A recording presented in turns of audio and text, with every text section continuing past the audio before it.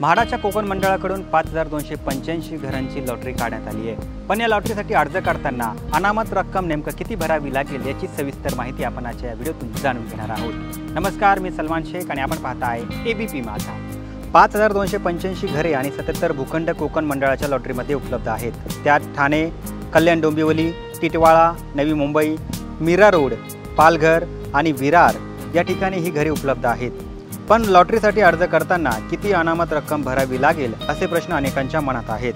तर अल्प उत्पन्न गटासाठी अनामत रक्कम ही 10,590 रुपये असणार आहे, तर अत्यल्प उत्पन्न गटासाठी अनामत रक्कम ही 5,590 रुपये ठेवण्यात आली आहे। तर मध्यम उत्पन्न गटासाठी ही रक्कम 15,590 रुपये इतकी ठेवण्यात आली आहे। तर उच्च उत्पन्न गटासाठी अनामत रक्कम ही 20,590 रुपये इतकी असेल। तर म्हाडाच्या लॉटरीसाठी अर्ज नेमका कसा करायचा तेही आपण समजून घेऊया। म्हाडाच्या सोडतीसाठी ऑनलाईन अर्ज, नोंदणी व अर्ज भरण्याकरिता housing.mahada.gov.in या म्हाडाच्या अधिकृत वेबसाईटला भेट द्या किंवा आपल्या मोबाईलमध्ये म्हाडा लॉटरी हे ॲप्लिकेशन डाउनलोड करा। आता या लॉटरीसाठी कोणती कागदपत्र नेमकं लागणार आहे तेही आपण पाहूयात।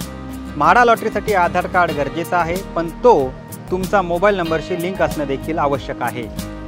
यासोबत पॅन कार्ड, रहिवासी व आदिवासी प्रमाणपत्र, कौटुंबिक उत्पन्नाचा दाखला, आरक्षणासाठी पात्र असेल तर जात प्रमाणपत्राचा दाखला देखील गरजेचा आहे।